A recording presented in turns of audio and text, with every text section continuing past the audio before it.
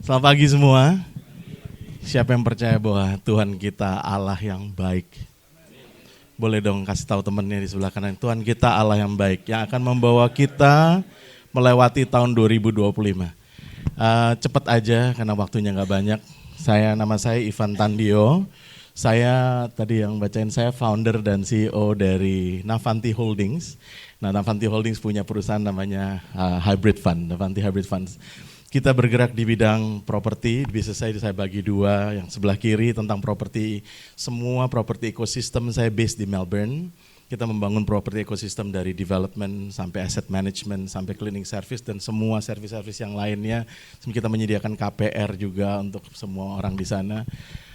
Di sebelah kanan bisnis saya belah, yang satu lagi kita berinvestasi di startups. Saya banyak invest di startups dan akselerator, terutama di Indonesia. Kita run one of the biggest Shark Tanks di Indonesia bersama dengan IDFS waktu itu. Kita run competition di mana-mana dan kita selalu hunting for the next startups yang bisa kita investasi. Tapi saya bukan share tentang hal itu, saya cuma mau cerita hal itu untuk menunjukkan kebaikan Tuhan. Saya mikir, saya mesti cerita tentang apa ini bapak-bapak hebat-hebat di sini. Tapi saya yakin hari ini Tuhan mau nyampein sesuatu dan pasti bisa belajar sesuatu, kita semua belajar. Saya pengen nyampein gimana kita sebagai seorang businessman atau seorang laki, seorang suami, kita bisa navigate through life. Bagaimana kita bisa hidup di dalam kehidupan ini dengan mendengar suara Tuhan.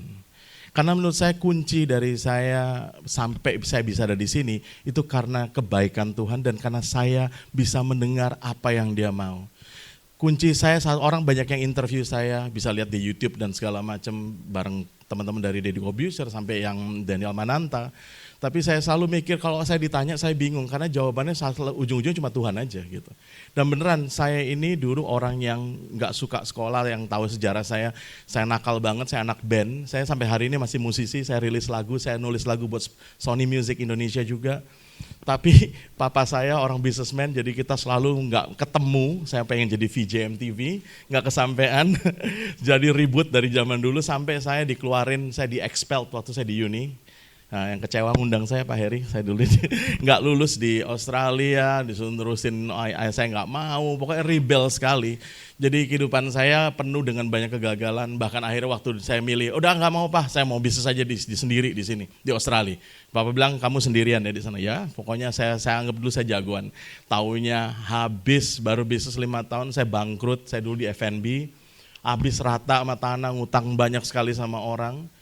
Nah, akhirnya sampai Tuhan 17-18 tahun yang lalu baru saya bangkit, Tuhan ajarin itu periode saya belajar tuh. Karena dulu uninya nggak mau, saya dikasih proses pembelajaran sama Tuhan waktu saya dengan pelajaran hidup. Selama beberapa tahun itu menjadi suatu proses yang sangat luar biasa yang Tuhan merubah karakter saya, hanya Dia yang bisa mampu. Dan baru sana saya mulai dengan bisnis properti itu.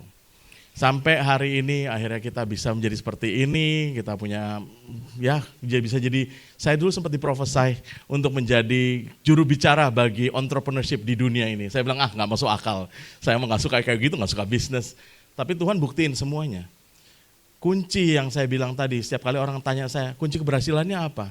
Cuma satu, saya berhasil menjawab ya terhadap panggilan Dia. Saya masuk ke dalam rencana Tuhan. Nah ini, hidup ini itu bukan masalah baik, yang lakukan yang ini, lakukan yang itu, yang ini. Tapi yang paling penting cuma ada satu jalan menurut saya kalau mau yang jadi yang paling perfect. Ikutin maunya Dia apa. Dia sudah punya rencana dalam kehidupan kita semua ini. Ini singkat kesaksian saya. Salah satu aja saya ambil yang bisa menjadi contoh untuk mendengar betapa pentingnya dengar suara Tuhan. Saya kasih ini ayatnya dari Amsal 3 ayat 5. Dia bilang begini, percayalah kepada Tuhan dengan segenap hatimu dan janganlah bersandar kepada pengertianmu sendiri. Akuilah Tuhan di dalam segala lakumu, maka Dia akan meluruskan jalanmu. Dia bilang percaya sama Tuhan, jangan ngikutin keinginan kita dan apa yang kita pikir hebat. Kebanyakan businessman, kebanyakan orang hebat, ngerasa dirinya hebat, ngerasa keputusan kita cukup dengan otak kita dan tim kita bisa mengambil keputusan. Itu sesuatu yang menurut saya sangat salah dan sangat misleading. Saya pernah, nah ini kesaksian saya kembali, saya waktu tahun 2019, right sebelum COVID, saya diundang sebagai juru bicara di Tokyo. Diundang sama Cambridge University. Ini anak drop out diundang ke Cambridge di Tokyo, yang datang semua profesor dari the region, dari Asia Pasifik. Jadi semua tuh dari Beijing University, Nanyang University, Singapore University, Filipina, Thailand, Korea. Itu semua profesor-profesor kepala fakultas entrepreneurship. Saya diundang sana sebagai salah satu keynote speaker. Saya ngajar di sana, bagi sharing tentang perjalanan saya di entrepreneurship. Saya satu-satunya kayaknya bukan profesor waktu itu. Saya ingat banget saya. Nah, kejadiannya itu karena sangat penting. Saya diundang sama orang Jepang. Orang Jepang itu kan semuanya prepare, udah berapa bulan yang sebelumnya udah dikirimin ini, nanti ruangan yang ini, jadwal kamu seperti ini semuanya segala macam. Dan saya bisa-bisanya, itu hari Sabtu, hari Jumat actually. Hari Jumat tiba-tiba saya baru sadar bahwa saya nggak punya visa. Visa saya sudah expired. Padahal tuh orang Jepang udah ngundang berbulan-bulan lamanya, saya ngerasa saya masih punya. Saya baru cek Sabtu itu nggak punya visa, hari Rabu, saya harus sudah sharing di Tokyo. Waduh, paniknya setengah mati, saya sampai gak berani cerita sama orang Jepangnya. Profesor juga dia kepala dari Cambridge juga. Saya cerita ke istri saya bilang, sayang, aku mateng. Kenapa kamu? Bilang gitu, aku gak punya visa, aku gak bisa berangkat. Pas tiket segala macam, udah siap segala macam, gak bisa berangkat. Mestinya hari Senin saya berangkat. Rabu saya sharing. Itu benar-benar panik. Istri saya itu benar, saya pendamping yang pas, ya makanya Tuhan bilang penolong yang pas. Saya cerita sama dia dengan santai. Selalu, waktu itu juga saya punya pabrik di Surabaya. Waktu itu udah mau tutup, dia dengan tenangnya juga selalu ngomong, udah tenang aja, pakai ini kesempatan untuk menginjili partnermu itu yang bule. Aku bilang, enak aja lu ngomong, gak ngerti perasaan gue. Ini kejadian lagi, istri saya tuh beriman sekali. Dia bilang gini, udah kamu gak usah stres, tenang aja, nanti malam aku doain. Bilang gitu, kalau memang kehendak Tuhan, kamu pasti ada di sana. Gimana bisa sih, orang udah gak ada visa segala macam. Saya udah panik banget, dia selalu dengan santainya begitu. Bener malam itu dia doain saya, doa yang sangat menyakitkan hati saya. Dia bilang ini, Tuhan biar kehendakmu aja yang jadi. Kalau memang dia gak harus di sana, gak usah berangkat. Waduh. Ini lu gak sadar, Cambridge profesor satu Asia ada di situ, gue tamu saya gak berani ngomong gitu, cuma dalam hati saya, yang bener aja lu, yang bener aja. Dia saya bilangin, tapi kalau kehendakmu, dia pasti ada di sana, terjadilah. Udah kan, saya dasar, ya namanya manusia selalu berusaha, kita harus beri yang terbaik ya enggak. Saya cari akal, saya sampai telepon ke embassy di sana teman saya telepon embassy di Jepang teman saya sampai segala cara cari, enggak bisa Pak, sorry Pak, saya enggak bisa kalau visa Jepang enggak bisa, itu harus Jepang yang ngeluarin. Udah hari Senin saya telepon sekretaris saya, siapin semuanya ya, hari Senin semua dokumentasi saya mau langsung ke embassy. Ya sekretaris saya udah bilang, enggak bisa Pak, ini tuh paling cepat 2 minggu Jepang itu. Yang benar, bilang iya udahlah kamu siapin aja, saya bilang gitu. Saya berangkat pagi-pagi udah mengarah ke embassy Jepang. Saya tanya sama sekretaris saya tiap 15 menit, gimana? Udah siap semua? Udah siap. Tiba-tiba lagi di mobil, tiba-tiba ada suara di hati saya. Dia bilang ini, bukannya kamu kenal sama istrinya ambasador Jepang?